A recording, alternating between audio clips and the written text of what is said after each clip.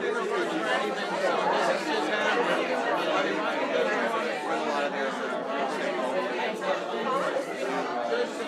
time of the evening now for a few little remarks, but I want to thank you all so very much for coming this evening, and it means a great deal to me that you're joining us for this special event. So why are we here this evening? I want to point out that there's one thing all of us in the room have in common, and that is a passion for the economic prosperity of this country. This is a conversation about promoting the important issues, advocating entrepreneurship, business, and the power and the amazing wealth that it's created in our country. We can really see some very serious and meaningful, substantive, long-lasting outreach to the Hispanic community, discussing economic issues and really putting forth the free market message that I think is vital for this community to really hear. We are free market advocates. We believe that by people having the power to create their economic destiny, the most wealth in a nation is created. And our $14 trillion GDP tells the story. Anything that gets in the way of that element is harmful to this economy, and we're seeing it in place, right now. So I want to introduce my friend, the executive director of the LIBRE initiative, Daniel Garza. He'll tell you a little bit about his background and basically how our efforts will be united to outreach to the community.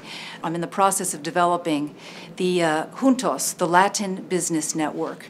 And the idea behind it is to focus in on the 50 million Hispanics in the country that are not just focused on the immigration issue, although that is an important issue. They're focused on the same things we all are: economic prosperity, worries about job creation, understanding that the business community has changed dramatically, and there are not that many resources to turn to.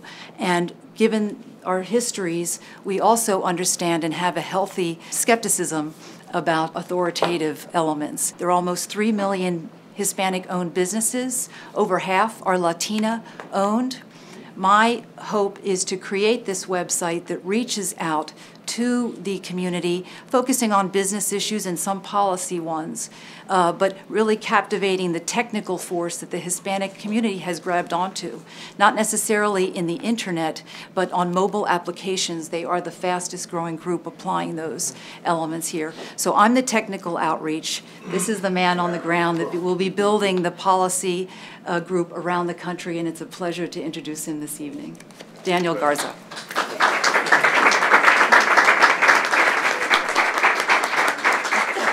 Say Thomas Jefferson was the first one to really pen, I think, what is the American dream. That we are endowed with certain inalienable rights by our Creator. And among those are life, liberty, and the pursuit of happiness. And the construct of that declaration, really what he was saying was, we would rather take our chances with the ability of the individual and the potential and the talent of the individual than give that responsibility to the state for our prosperity. And they were right to do so. He was absolutely right to do so, and the Founding Fathers called it right, and we became the most prosperous and most powerful nation in the world. And lately, the concern is that we've been moving away from that model, where we have, I think, overestimated the power of government to generate prosperity, to generate economic opportunities, and to move people out of poverty and up the income scale. Really, that's what motivates me. We're not advancing the cause of liberty and the cause of individualism solely for the purpose of looking out for the wealthy and those who have treasure, but also to move people out of that lower income scale, because nothing holds a candle to the free market system. I want to revert to a script really about my parents and how I think as humble as they were, really are the model for many Hispanics who came to America, because they could do in America what they could not do in their country of origin. I have on occasion had conversation with my parents about their American experience. It began long ago for my father, before marrying, he'll tell you, in Mexico. In the early 1950s, when my grandparents first fixed their eyes north, when they first looked to the land of the free to improve their station in life, they soon settled in the rich agricultural lands of Wasco, California, where field jobs were plenty. My grandparents had no formal education. Working in unskilled entry-level manual labor farm jobs was about as much as they could hope for. And at the time, they didn't really expect anything more. Arduous farm work would be the bane of their existence until my father married my mother. The grandparents returned to Mexico permanently, retiring sometime in the 1970s, while my parents continued to migrate through the states of Nebraska, Washington, and California following the crop seasons, and then returning to Mexico for the fall months. I was born in California during the winter of '68 and mostly raised in the Yakima Valley of Washington State. Our migrant condition did not allow us to attend school regularly, even while attending night school. Our school transcripts read like a checkerboard with all the absences that I had racked up. My situation, unfortunately, was not uncommon. In fact, it is estimated that even today, 1/3 of all migrant children continue to work in the fields, making regular school attendance very difficult. Regrettably, studies also indicate that 60% of these migrant children will drop out of high school, as I did after the 10th grade, due to excessive absences. We lived in agricultural communities that tended to be plagued with gangs, high crime rates, and high levels of poverty. And while picking apples in the rain, pruning trees during the cold, snowy mornings, and picking asparagus hunched over all day, or hoeing beets under the searing sun would harden anyone's character. Nevertheless, at the age of 16, I was going down as yet another kid from the sticks that would never really fulfill his potential. Despite these and other challenges, I had no regrets, nor did I ever wish fate had dealt me a better hand in life, because in fact, it had. You see, I had two key advantages going for me. First, my parents loved each other, and they were the highest example to me in good character, in virtue, and their deep faith in God. I never experienced instability, conflict, or violence in the home. Second, I lived in the United States of America. These two facts mattered because more than race, more than class, more than sex, ethnicity, neighborhood, or background, it is the values that a child is taught at home, coupled with a nation's economic system in which that child is raised, which will weigh more heavily in determining that child's fate. In fact, my parents had expressed a conscious and deliberate decision long ago. They proposed that they would never take a dime from government and would depend solely on their own labor to provide for their family, even when times were tough, and there were plenty of those. Turns out my parents' independence streak also had an entrepreneurial dimension to it.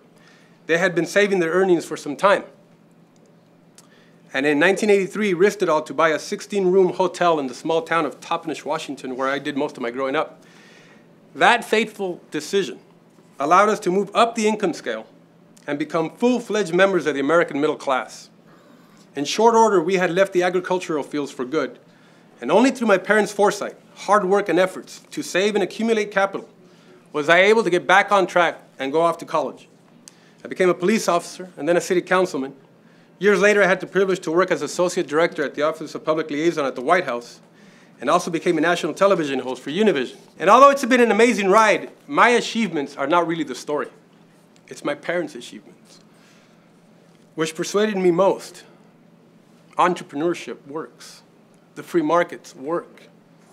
When they sold their motel several years ago, their initial investment was rewarded fivefold. A small fortune compared to other stories, to be sure. But with limited formal education, heavy accented English, and so many other factors working against them, they were able to prosper and achieve results for themselves and their family. And such has been the case for many who came to America back then, and those who came today with similar aspirations. And although their stories vary, Hispanics and Latinos have been opening up new businesses at 3 times the national rate, and Latina women at 4 times the national rate. But lately, these trends have begun to wane. And for several years now, politicians have looked past the potential and the entrepreneurial spirit of, and dynamism and acumen of people like my parents in the private sector, and have overestimated the government's ability to stimulate an economy by providing everything under the sun via redistributionist policies. As a result, we have wound up overgoverned, overregulated, overtaxed, and overborrowed. And yet, such policies have produced lackluster results. In fact, 1 out of every 4 Hispanics now live under the poverty line, a record. And more Hispanics are out of work than ever in our nation's history. There are more Hispanic children living in poverty than there are white children. Our children make up 16% of the population. White kids make up 60%. That's an astonishing figure when you think about it. It's no surprise that when you subsidize something, you get more of it. And so when we subsidize poverty programs, you're going to get more poverty. Those of us who promote economic liberty do not ask others to embrace its principles solely out of the concern for the interest of the wealthy, but because the excessive size and scope of state limits the liberties of all citizens, hampers job creation, private sector growth, and has resulted in the higher rates of poverty. If we truly seek to improve the whole of society, then what we need is a full-throated defense of truly free markets, improved educational attainment, and American individualism. Our policies need to incentivize risk-taking, entrepreneurship, and free enterprise. My parents can show politicians a thing or two about that. Really, when you get to the heart of the matter, what strikes me most is that what can we do to lift more folks out of poverty? When people are free, the freer we are, the more prosperous we are. When you believe in people and their potential, in their ideas, to innovate, to create, they do amazing things if government would get out of the way. But today, it's just over-hampered. And so when you try to do too much, you end up having diminishing returns. And that's unfortunate. So I hope you will join us, and I'll pass it back to the chairman. Thank you all for being here. Again, I can't thank you enough to spend the time listening to our prospects, our project, et cetera. And echoing Daniel's thought, I am a strong and committed believer in the free market, the enterprise system. I think that there's no way around the issue that when you allocate resources to productive ideas, that's the way that you spread the wealth and create wealth. So thanks very much, everyone, and enjoy the rest of the evening.